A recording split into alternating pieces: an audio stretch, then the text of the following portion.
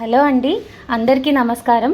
Welcome to my channel happy hearts. So ఈరోజు నేను మీకు చూపించబోయే రెసిపీ ఏంటంటే ఒక జ్యూస్ అన్నమాట. సో ఇది Apple, pomegranate and beetroot juice.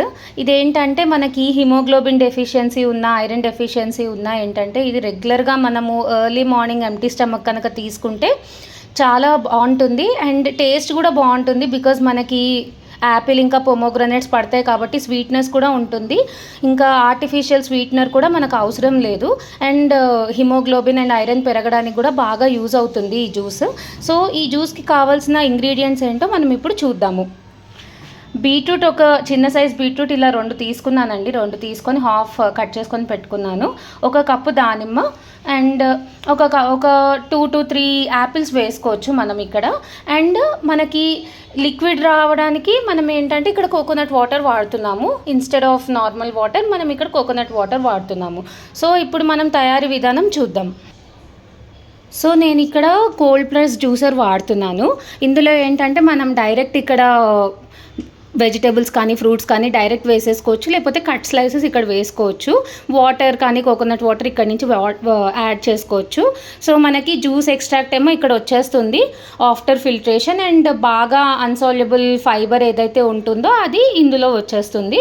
So మనం ఇది డైరెక్ట్ ఇంకా స్ట్రెయిన్ చేసుకోవాల్సిన అవసరం లేదు, డైరెక్ట్ మనం తాగేసేయచ్చు.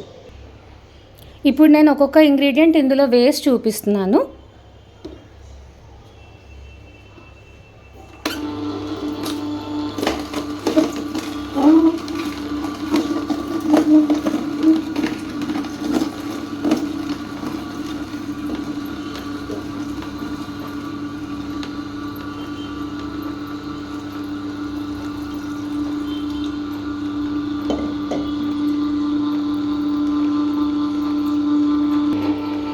సో ఇప్పుడు మనం చూపించిన ఇంగ్రీడియంట్స్ అన్నీ వేసానండి. సో చూసారు కదా, కోకోనట్ వాటర్ యాడ్ చేయడం వల్ల మనకి జ్యూస్ కన్సిస్టెన్సీ కొంచెం థిన్ అవుతుంది.